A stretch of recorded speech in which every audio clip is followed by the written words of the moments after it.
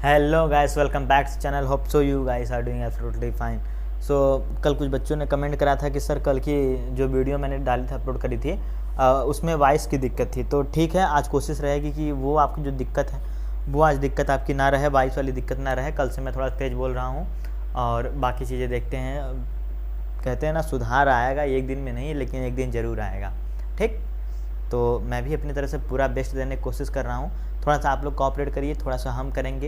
एक दिन ऐसा आएगा जब हम बहुत अच्छे जगह पर होंगे।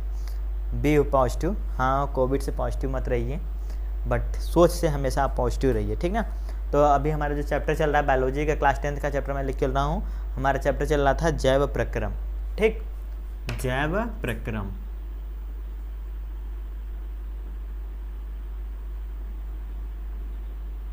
जैव प्रक्रम, इसका इंग्लिश था लाइफ प्रोसेस।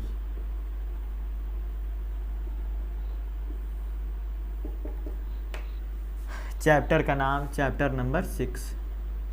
ठीक, अध्याय पाठ 6 जैव प्रक्रम यानी लाइफ प्रोसेस। ठीक, तो अब इसमें हमने 2-3 चीज़ें पढ़ा था कि पोषण क्या होता है, कितने प्रकार के पोषण होते हैं। ठीक, इन सब चीज़ों के बारे में हम अच्छे से पढ़ चुके थे, हमने उसकी परिभाषा भी आपको लिखवा दिया था। तो अब आइए नेक्स्ट पॉइंट पर आते हैं, जो कि कल मैंने आपको लिखवाया था, प्रकाश संश्लेषण के लिए आवश्यक कच्ची सामग्री। आवश्यक कच्ची सामग्री मैंने ये भी बताया था आपको कि क्या चीज़ें होती हैं। जैसे मैंने आपको बताया था कि जो स्वपोषी पोषण, मतलब ऐसे स्वपोषी जो होते हैं, यानी वैसे जीव, ठीक, जो क्या करते हैं, अपना भोजन स्वयं बनाते हैं। उनमें खासियत क्या होती है कि वो जो वातावरण में जो मौजूद चीज़ें होती हैं उन्हीं को लेकर के वो अपना भोजन बनाते हैं। तो वो चीज़ें वो क्या कहलाते हैं, स्वपोषी। ठीक, तो मैंने कल बताया था, जैसे एग्जाम्पल मैंने दिया था आपको कि पौधे मतलब हरे पौधे जो क्या करते हैं कि जो भी चीज़ें मौजूद होती हैं, कहाँ पे, तेरी मौजूदगी ने मुझे, क्या गाना है, आओ क्लास होती तो बताते हैं ऑफलाइन, आओ। तो सुनो, तो इसमें होता क्या है कि जैसे मैंने बताया था हरे पौधे, तो हरे पौधे क्या करते हैं, मैंने आपको लिखवाया था 4 चीज़ें। एक वो ले लेते हैं CO2, एक ले लेते हैं पानी यानी H2O, एक ले रहे थे वो सूर्य का प्रकाश, और क्लोरोफिल ना, वो जो उनके पास खुदा ही होता है मौजूद, क्लोरोफिल। यही 4 चीज़ थी ना, सूरज की रोशनी। मैंने आपको एक चीज़ बताया था कि कभी कभी जब मैं रिएक्शन लिखवाया था तो मैंने ये भी बताया था कि वो हीट के रूप में, इसको सूर्य का प्रकाश कभी कभी आपको इस रूप में भी दिखता है। ठीक, CO2 ले लेते हैं, कार्बन डाइऑक्साइड, जो कि आसानी से मौजूद है। जैसे हम लोग ऑक्सीजन लेते हैं, वैसे उन लोग क्या लेते हैं, कार्बन डाइऑक्साइड लेते हैं। यानी देखो, सिंपल सा रूल है, मैं क्लास में भी बोलता हूँ, बहुत बार मैंने ऑफलाइन के बच्चों को भी बोला है कि जीवन का सिंपल सा रूल है, तुम किसी को कुछ दोगे तभी वो तुम्हें कुछ देगा, वरना कुछ भी यहाँ पे जीवन में कुछ भी तुम्हें फ्री में नहीं मिलता है। Everything is on about profit and loss, यानी सब प्रॉफिट और लॉस से पूरा चीज़ चलती है। इस धरती भी जो डिपेंडेंट है, मतलब ये जो धरती जो है वो भी किस पर है, प्रॉफिट एंड लॉस पे। यानी हम क्या देते हैं, CO2 छोड़ते हैं, किसे देते हैं, पौधों को देते हैं, तभी वो हमें क्या देता है, ऑक्सीजन देता है। अगर हम उसे CO2 ना दे तो वो भी हमें ऑक्सीजन नहीं देगा। इस वक्त ऑक्सीजन की बहुत ज़्यादा क्राइसिस चल रही है। क्राइसिस का मतलब होता है कमी या महामारी ना, महामारी नहीं होगा, मतलब बहुत ज़्यादा कमी चल रही है। आओ, तो इसमें मैंने कल, हाँ, तो हो गया था, सूर्य का प्रकाश हो गया, क्लोरोफिल हो गया, CO2 हो गया, स्थलीय पौधे इसे जलवायु से प्राप्त करते हैं। हाँ, सूर्य, ये CO2 कहाँ से, जो स्थल यानी जो ज़मीन पे रहते हैं वो कहाँ से प्राप्त करते हैं, वही बेसिकली हवा से प्राप्त करते हैं, वायु से प्राप्त करते हैं, वायुमंडल से प्राप्त करते हैं। ठीक, जल क्या होता है, ये क्या करते हैं, स्थलीय पौधे यानी जो ज़मीन पर रहते हैं वो क्या करते हैं, जड़ों द्वारा मिट्टी से जल का अवशोषण करते हैं। यानी जैसे देखो, जब कोई छोटा पौधा होता है, समझो ऐसे, ये जो H2O वाला जो मैटर है इसका, ये तो समझ में आ गया, CO2 कहाँ से लेते हैं ना, वायुमंडल में CO2 है, उसी से CO2 ले लेते हैं, ठीक ना। लेकिन ये जो H2O वाला मैटर है इसका ना, H2O क्या होता है कि जो पौधे, जैसे देखो, जब कोई पौधा छोटा पौधा है, ठीक ना, यानी अभी वो आज आप उसे लगाए हैं, तो ये नहीं कि वो ज़मीन के नीचे से ले ले, वो तो पाता नहीं, मतलब वो जो ज़मीन में, सॉरी, जो वाटर अवेलेबल है वहाँ से नहीं लेते हैं। समझो कि वो जब हम पानी देते हैं उस पौधे को, तो उस क्षेत्र का जो मिट्टी होती है वो नमी होती है, नम हो जाती है ना, तो उसी नमी में से वो क्या करते हैं, सोखते हैं, यानी एब्जॉर्ब करते हैं। क्या एब्जॉर्ब करते हैं बालक, H2O, पानी। ठीक, जब यही पौधा जब विकास करके बड़ा हो जाता है तो उसकी जो जड़ें हैं, शाखाएं, जड़ें जो हैं, रूट्स जो हैं, वो अगर डीप चले जाएंगे यानी गहरे में चले जाएंगे तो वो नीचे से भी पानी वो ले लेती हैं। लेकिन जैसे भी धान का पौधा है, तो धान अगर गेहूँ हुआ, मटर हुआ, इन सब जो हम जो खेती करते हैं उसके लिए हम देखते हो महीने टू महीने, मतलब जैसे फसल होती है उस हिसाब से उसे हम पानी देते हैं। अगर हम पानी नहीं देंगे तो उसे क्या मिलेगा, H2O ये नहीं मिल पाएगा, और वो जो पौधा हो क्या हो जाएगा, मृत हो जाएगा, यानी मर जाएगा, सूख जाएगा, ठीक ना। और CO2 हम कभी नहीं देते हैं, किसी भी पौधे को हम CO2 नहीं देते हैं। क्यों नहीं देते हैं, क्योंकि ये वायुमंडल में पहले से ही उपस्थित हैं, ठीक ना। तेरी मौजूदगी ने मुझे बंजारा बना, तेरी आशिकी ने कि मौजूदगी पता नहीं, चलो जो भी हो। और सूर्य का प्रकाश भी हम किसी को नहीं देते हैं, क्योंकि सूर्य का प्रकाश वायु में आराम से उसको मिल जाता है, ठीक। कैसे मिलता है तुम्हें, क्लोरोफिल सबके पास ऑलरेडी होता है, हरे जो पौधे होते हैं, ठीक ना। तो ये 4 चीज़ें चाहिए होता है। किसे चाहिए होता है ये चारों चीज़ें, किसी भी पौधे को, किसी भी पौधे को नहीं, मतलब हरे पौधों को। हरे पौधे क्या होते हैं, स्वपोषी होते हैं ना। ये इसको चाहिए होता है, किस लिए चाहिए होता है, ताकि ये अपना भोजन स्वयं से बना सके, इसीलिए इसको चाहिए होता है इन 4 चीज़ें। और इसका जो भोजन जो बना के जो फाइनल जो रिजल्ट और प्रोडक्ट जो निकालता है, वो निकालता किसके रूप में है, C6H12O6, यानी ग्लूकोज के रूप में ना, ग्लूकोज के रूप में निकाल देता है। समझ में आ गया।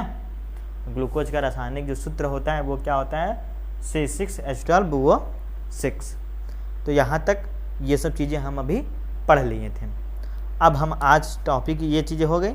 अब प्रकाश संश्लेषण के दौरान क्या क्या घटनाएं होती हैं, हम इसके बारे में पढ़ेंगे। तो आइए पढ़ते हैं कि जब प्रकाश संश्लेषण होता है तो उस वक्त कौन कौन सी ऐसी घटनाएं घटती हैं या घटनाएं घटित होती हैं।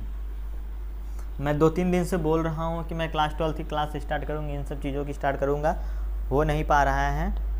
कोशिश करते हैं, थोड़ा सा डीप डाउन चल रहा हूँ, लो चल रहा हूँ। जैसे ही चीज़ें ठीक हो जाएंगी, नॉर्मल हो जाएंगी, वो सब चीज़ें हो जाएंगी, तो घबराइए मत आप लोग। आइए, प्रकाश संश्लेषण के लिए आवश्यक, चलो हो गया ये चीज़। प्रकाश संश्लेषण के दौरान कौन कौन सी घटनाएं होती हैं ना। प्रकाश संश्लेषण के दौरान, ये हेडिंग है, प्रकाश संश्लेषण में बड़ा वाला अक्षर आना चाहिए ना, सही है, सही है। प्रकाश संश्लेषण में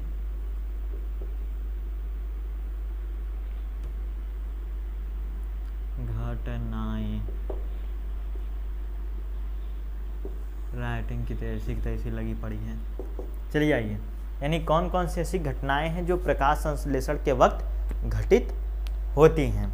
तो पहला क्या है, क्लोरोफिल द्वारा प्रकाश ऊर्जा को अवशोषित करना। प्रकाश ऊर्जा को रासायनिक ऊर्जा में रूपांतरित करना था। जल अणुओं का हाइड्रोजन था ऑक्सीजन में अपघटन, कार्बन डाइऑक्साइड का कार्बोहाइड्रेट में अपचयन। 3 पॉइंट दिया है, बेसिकली समझ लेते हैं इसको क्या क्या है।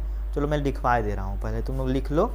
और हाँ, इसका मैं PDF, जिन बच्चों को PDF चाहिए वो बच्चे मुझे व्हाट्सअप करेंगे। अभी मैं नंबर लिख दे रहा हूँ ना, अभी लिख देते हैं। अच्छा, इसको पहले लिख लो। जिस बच्चों को चाहिए इसका PDF ना, उन बच्चे मुझे इस नंबर पे, कोचिंग वाले बच्चों को तो पता है, 88 40 42 87 73 ना, इस पर आप हमें क्या कर देंगे, व्हाट्सअप।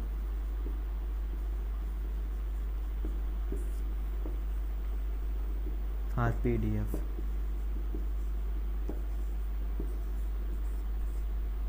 ठीक, जिन बच्चों को ये चाहिए, पॉइंट वाइज नोट्स चाहिए, वो बच्चे मुझे इस नंबर पर व्हाट्सअप करेंगे, मैं उन्हें PDF प्रोवाइड करा दूंगा। 7-8 पेज का PDF है, ठीक। यही चीज़ें हैं, तो आपको ये PDF मिल जाएगा, आपको कोई टेंशन वाली बात नहीं है। तो आइए अब इसको लिख लेते हैं एक बार। नंबर लिखना तो एक बार आप लिख लीजिए, वरना स्क्रीनशॉट ले लीजिए।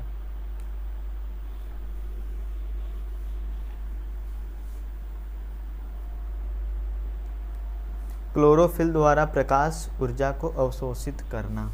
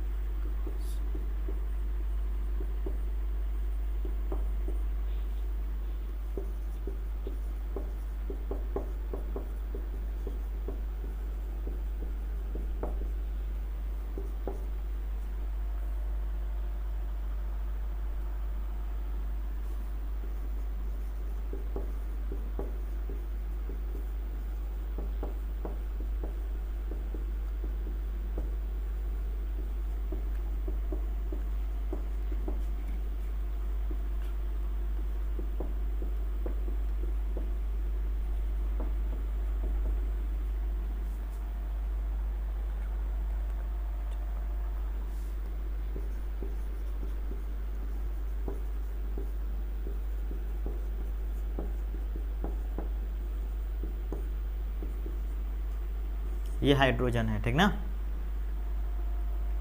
हाइड्रोजन तथा ऑक्सीजन में अपघटन, हाइड्रोजन तथा ऑक्सीजन में अपघटन। पॉइंट नंबर 3, CO2 का कार्बोहाइड्रेट में अपचयन, CO2 का कार्बोहाइड्रेट में अपचयन, कार्बोहाइड्रेट में कार्बोहाइड्रेट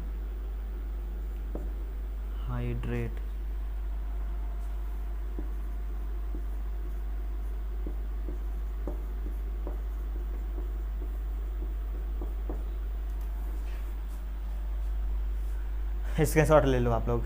चलो आओ समझो, सुनिए। प्रकाश संश्लेषण में घटनाएं, यानी कौन कौन से ऐसी घटनाएं घटित होती हैं प्रकाश संश्लेषण के दौरान। तो पहली घटना है क्लोरोफिल द्वारा प्रकाश ऊर्जा को अवशोषित करना।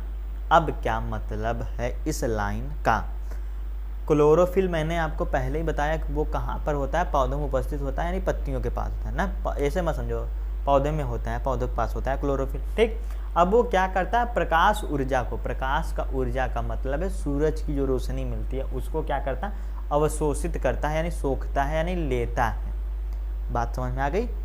नेक्स्ट है प्रकाश ऊर्जा को रासायनिक ऊर्जा में रूपांतरित करना। यहाँ तक पहले समझो, प्रकाश ऊर्जा को रासायनिक ऊर्जा में रूपांतरित करना। अब ये जो प्रकाश की जो ऊर्जा ले लेता है उसको क्या करता है, उसको वो रासायनिक ऊर्जा में वो क्या कर देता है, उसको बदल देता है, ठीक।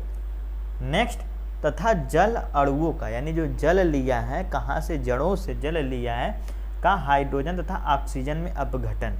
अब मतलब जैसे जब जल का जो सूत्र होता है वो क्या होता है, H2O, इसमें हाइड्रोजन भी होता है और इसमें ऑक्सीजन भी होता है। तो यानी इस हाइड्रोजन को और इस ऑक्सीजन को क्या करता है, ब्रेक डाउन कर देता है, तोड़ देता है, अपघटन कर देता है, ठीक।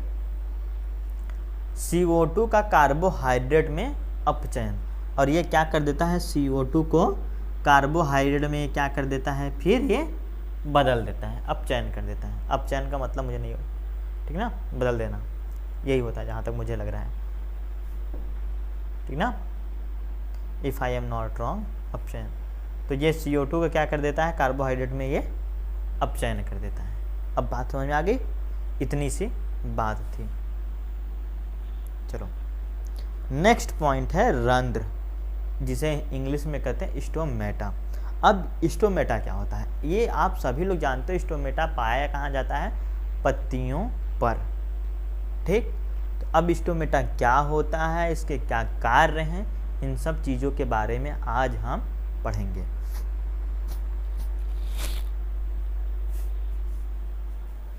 तो इसको तो हो गया है, इसके शॉट लेना है, फिर से देख लो। चलो आओ,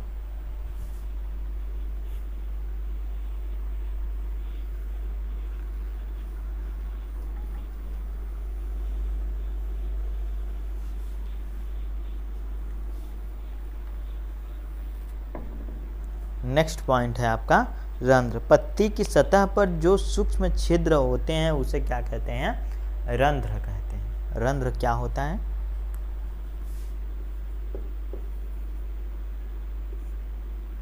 रंध्र स्टोमेटा, पत्ती के सतह पर जो छिद्र पाए जाते हैं, यही ना, हाँ वही, जो छिद्र होते हैं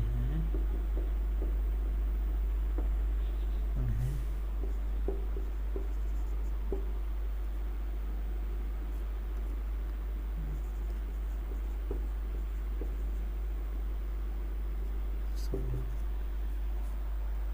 पत्ती के सतह पर जो छिद्र होते हैं उन्हें हम क्या कहते हैं, रंध्र कहते हैं। यानी जो पत्ती होती है उसके जो सतह पर जो छिद्र पाए जाते हैं या जो होते हैं उसे ही रंध्र या स्टोमेटा कहते हैं।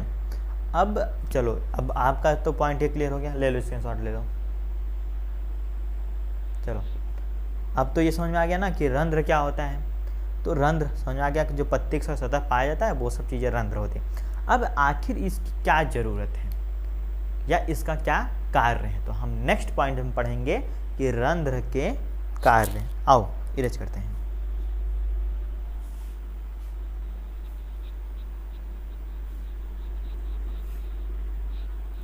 रंध्र के कार्य।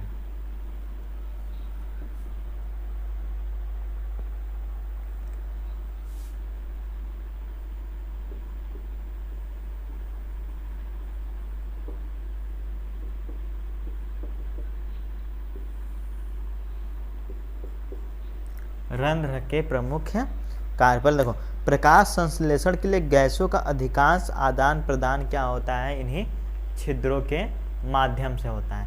किस छिद्रों के माध्यम से, देखो ये क्वेश्चन आ सकता है कभी कि किस छिद्रों के माध्यम से चीज़ों का आदान प्रदान होता है पौधों में, तो वो इसका आंसर हो जाएगा रंध्र या स्टोमेटा। ठीक है, देखो एक सेकंड,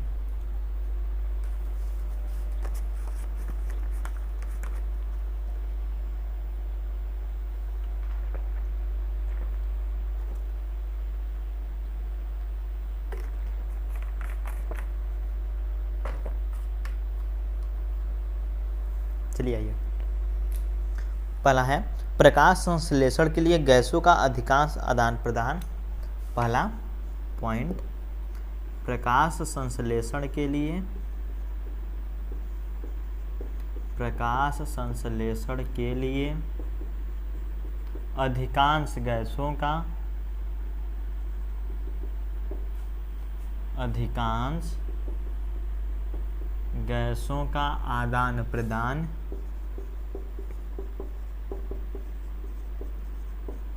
इन्हीं छिद्रों के द्वारा होता है, इन्हीं छिद्रों के द्वारा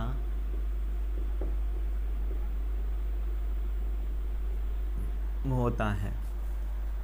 नेक्स्ट पॉइंट क्या है, वाष्पोत्सर्जन प्रक्रिया में जल रंध्र द्वारा निकल जाता है।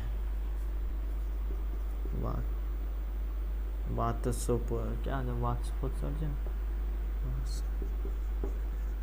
वाष्पोत्सर्जन प्रक्रिया में जल, प्रक्रिया में जल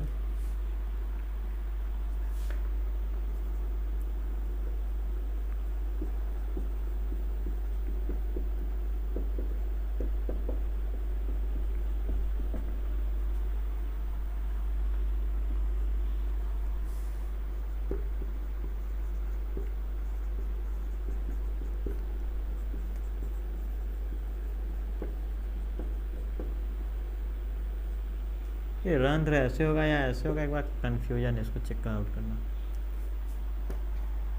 मुझे लग रहा है ये सही है, नहीं होना चाहिए, ये जो भी होगा देख लेना। अब दो पॉइंट समझो। पहले, प्रकाश संश्लेषण के लिए अधिकांश गैसों का आदान प्रदान इन्हीं छिद्रों के द्वारा होता है। किन छिद्रों के द्वारा होता है, जो स्टोमेटा होता है उसी छिद्रों के द्वारा होता है। पता नहीं क्यों मेरा गला जैसे कुछ दिक्कत महसूस हो रहा है, इसलिए मुझे प्यास लग रही है, तलब।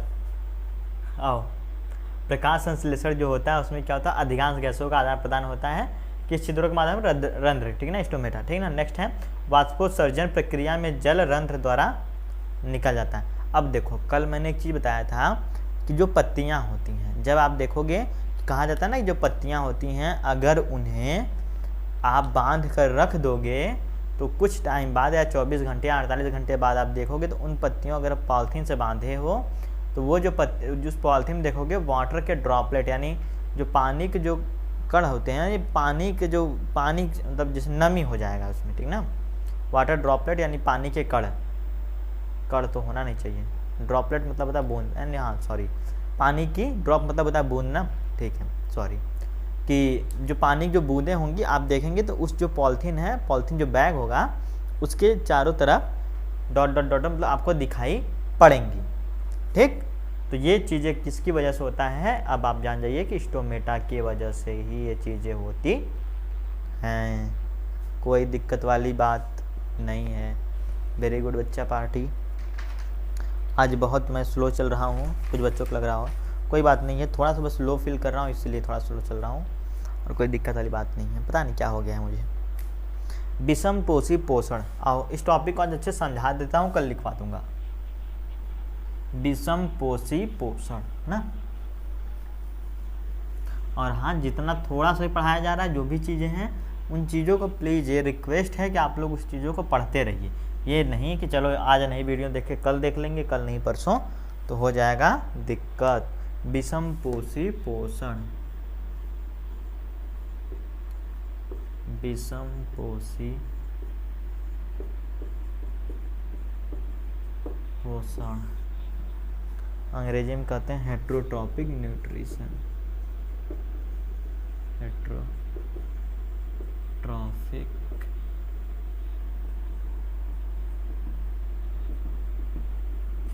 Nutrition, NUTRITION। ठीक, विषम पोषी पोषण। अभी तक हमने क्या पढ़ा है, अभी तक हमने ये पढ़ा पोषण, पोषण में दो चीज़ें पढ़ी, उसमें मैंने पढ़ा स्वपोषी पोषण। ठीक, और स्वपोषी पोषण में हमने क्या पढ़ा कि इसका एग्जाम्पल क्या था, हरे पौधे जो खाना स्वयं बनाते थे, अब उसमें खाना स्वयं बनाने में उन्हें कुछ चीज़ों की आवश्यकता थी, जो चीज़ें वो अपने मौजूदगी में लेते थे, यानी वातावरण में जो चीज़ें मौजूद होती थी उसमें से वो मुख्यतः 4 चीज़ें लेते थे। पहली चीज़ थी कार्बन डाइऑक्साइड, दूसरा था पानी, तीसरा था क्लोरोफिल, उनके पास ही रहता था, और वो चौथा लेते थे क्या, सूरज की रोशनी। इन चारों चीज़ों के मिला के वो बनाते थे, उनका फाइनल प्रोडक्ट जो निकलता क्या था, ग्लूकोज। ठीक, इसका रासायनिक सूत्र था C6H12O6। ग्लूकोज का फार्मूला जो बच्चे देखेंगे नीचे सूत्र, नीचे कमेंट करके आपको जाना बना थप्पड़ा लगेगा, गधों कहीं के पढ़ते तोड़ते एक अक्षर नहीं हो। चलो ठीक, तो इसका ये लिखना है। और स्वपोषी पोषण की परिभाषा, स्वपोषी पोषण की परिभाषा आपको लिखना। 2 होमवर्क हैं। होमवर्क पहला क्या है, ग्लूकोज का सूत्र, ग्लूकोज का सूत्र। ठीक, दूसरा स्वपोषी पोषण परिभाषा। ठीक, ये सब आपके क्या है, HW होमवर्क हैं। और तीसरा क्या है, आपको एक चीज़ और लिख लेना कि वो कौन कौन सी चीज़ें हैं, मतलब कि क्या था जी, कच्चा पदार्थ कौन कौन सा, क्या था पॉइंट, क्या था, एक सेकंड रुक जाओ जरा। तो हाँ, प्रकाश संश्लेषण के लिए कच्ची सामग्री,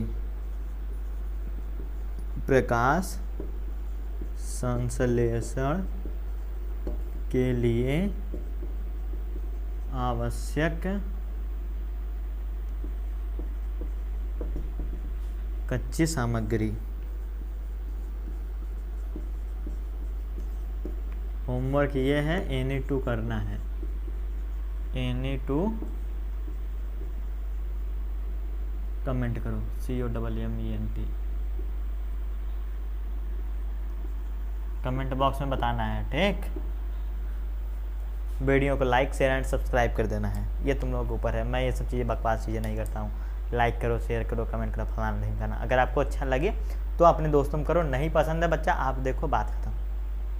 इन सब चीज़ों के लिए टेंशन नहीं है। वैसे इन सब चीज़ों के लिए मैं कभी नहीं कहूँगा कि नहीं मेरे वीडियो को फॉरवर्ड करो, शेयर करो, फलाना करो, ढिमकाना, कुछ नहीं। तुम्हें अच्छा लग रहा है, तुम्हें लग रहा है ये चीज़ें तुम किसी और को भी, या तुम्हें लग रहा है कि मुझ में क्षमता है, किसी और को भी ये चीज़ें करनी चाहिए, किसी और को भी ये नॉलेज देना चाहिए, तो आप करो, वरना मेरी तरफ से कभी कोई दबाव नहीं रहेगा कि आपको please do like share subscribe फलाना।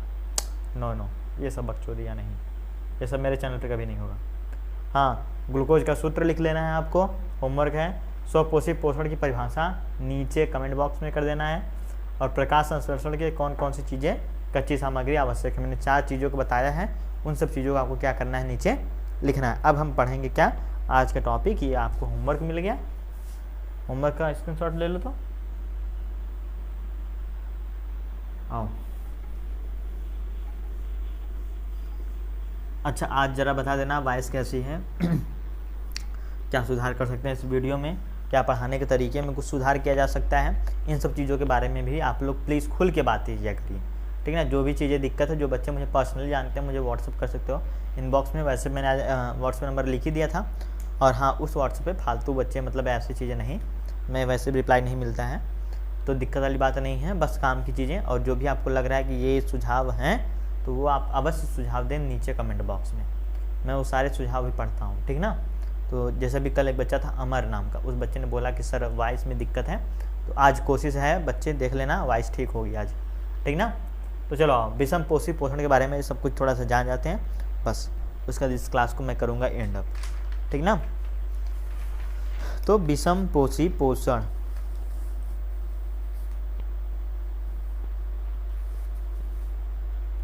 देखो विषम पोषी पोषण क्या होता है, इसमें 3 होता है, पहले समझा दे रहा हूँ। विषम पोषी पोषण ऐसे भोजन, ऐसे जीव जंतु जो अपने खाने के लिए किसी और के ऊपर निर्भर करते हैं, वो सारे जीव क्या होते हैं, वैसे जीवों को क्या कहते हैं, विषम पोषी वाले, ठीक है ना। इसमें देखो विषम पोषी पोषण देखो 3 प्रकार का होता है। एक होता है प्राणी संपोषण, एक होता है मृतजीवी, एक होता है, चलो लिख लो, ये विषम पोषी पोषण 3 टाइप के होते हैं।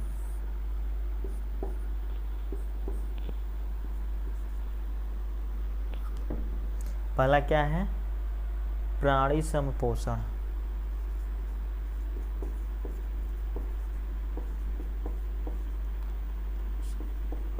अंग्रेजी में कहते हैं होलोजोइक, होलोजोइक,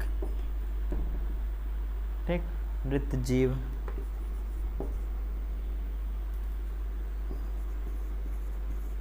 मृत जीवी सही नहीं लिखा हूँ क्या, सही,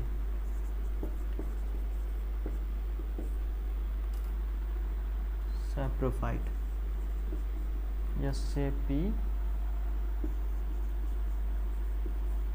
सैप्रोफिटिक एनिमल, और क्या है परजीवी, पैरासाइट, परजीवी पोषण।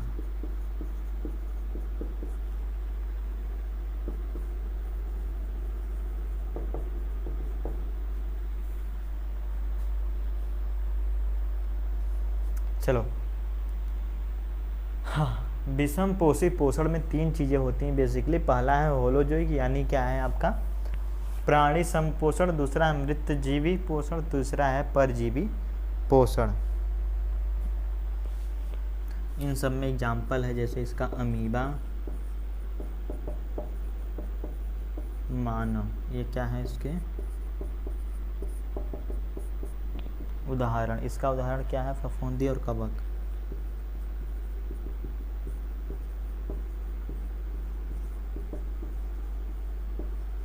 ठीक। और इसका हो जाएगा अमरबेल, उसका सबसे अच्छा एग्जाम्पल है जू,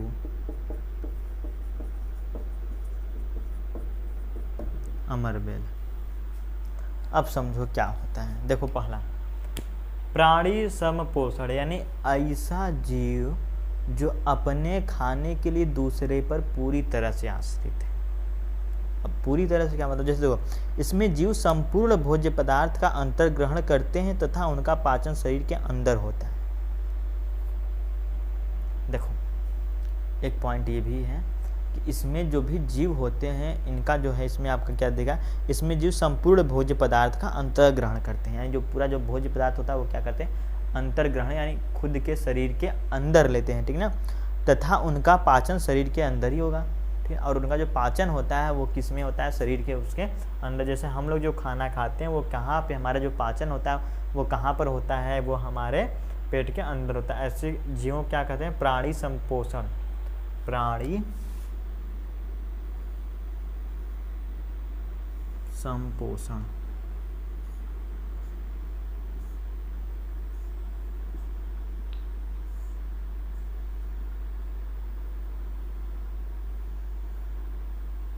ठीक ना, परजीवी पोषण। सुनो तो प्राणी संपोषण यानी जिसका जो भी चीज़ें होती हैं, इसको कल एकदम डिटेल से बताऊंगा। मतलब आज ऐसे समझ लो कि इसका जो भी भोजन जो ग्रहण करेंगे उस कहाँ पे होगा, शरीर के अंदर होगा। नेक्स्ट क्या है, मृतजीवी अपना भोजन मृत जीवों का शरीर। देखो अब इसमें क्या होता है कि ये जो कवक होता है मृतजीवी पोषण का मतलब, इसमें जो जीव होते हैं, जैसे कोई जीव है जो मर उड़ गया है, ठीक ना, अब उस मरे हुए जीव को खा करके अपना ये भोजन ग्रहण करते हैं, तो ऐसे जीव क्या कहलाते हैं, मृतजीवी परपोषण, ठीक ना, मृतजीवी पोषण। इसमें एग्जाम्पल फफूंदी है, कवक है, ठीक ना। जैसे कभी लकड़ी उकड़ी सड़ उड़ जाता है तो कहते हैं ना फफूंदी लग गया है, पेड़ जैसे बड़ा बड़ा पेड़ होता है सूख जाता है उसमें फफूंद लग जाता है। तो ये क्या करते हैं, जो सूखे पेड़ हैं यानी जो चीज़ें जो मर गई हैं, डेथ हो गई हैं, उनको अपना क्या बनाते हैं, उनसे क्या लेते हैं, अपना ये भोजन लेते हैं, ठीक।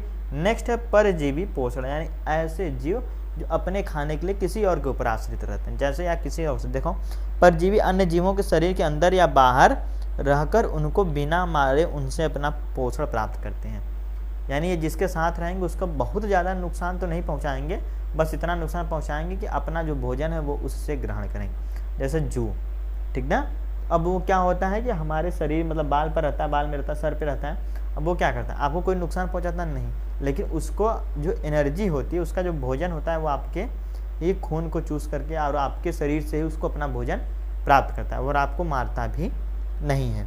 तो यही होता है विषम पोषी पोषण में 3 चीज़ें मुख्यतः हैं। पहला है कुछ ऐसे जीव होते हैं जो कि अपना भोजन स्वयं मतलब लेते हैं और पूरा ग्रहण करते हैं, उनके शरीर के अंदर ही पाचन होता है। नेक्स्ट क्या है, मृतजीवी पोषण, जो किसी मरे हुए जीवों के ऊपर, एग्जाम्पल मैंने बताया फफूंदी कवक होते हैं जो किसी मरे हुए जीव से अपना भोजन प्राप्त कर लेते हैं, ठीक। नेक्स्ट है परजीवी पोषण में, जैसे जो ये क्या करते हैं, उस जीव को बिना हानि पहुँचाए अपने भोजन को ग्रहण कर लेते हैं, ऐसे जीव का एग्जाम्पल है जू और अमर बेल, ये होते हैं परजीवी पोषण, ठीक। अब नेक्स्ट है आखिर अमीबा में कैसे होता है पोषण, अमीबा में पोषण कैसे होता है, फिर पैरामीशियम में पोषण कैसे होता है, इन सब चीज़ों के बारे में हम डिटेल से कल पढ़ेंगे नेक्स्ट क्लास में, ठीक ना। तब तक के लिए आप लोग अपना ध्यान रखिए और जो भी चीज़ें जो मैंने आज क्वेश्चन दिया है, जो होमवर्क दिया गया है, उन होमवर्क्स को जहाँ मैंने बोला है कमेंट बॉक्स में उसको आप कमेंट करिए, ठीक ना। और कल वॉइस के लिए फिर से सॉरी, चीज़ों आज सही हो गई होंगी मुझे जहाँ तक उम्मीद है, ठीक ना। थोड़ी सी इशूज़ चल रही हैं, इशू क्या चल रहा है एक्चुअली, जहाँ मैं शूट करता हूँ थोड़ा वहाँ बगल में इन्वर्टर है, चीज़ें हैं, उससे थोड़ी दिक्कत हो जाती है कभी कभी, बाकी वो कोई दिक्कत वाली बात नहीं है। तो आप लोग मज़े लीजिए ज़िंदगी के और अच्छे से पढ़ाई करते रहिए, लॉकडाउन में घर पे रहिए, सुरक्षित रहिए, be happy and be healthy, bye bye.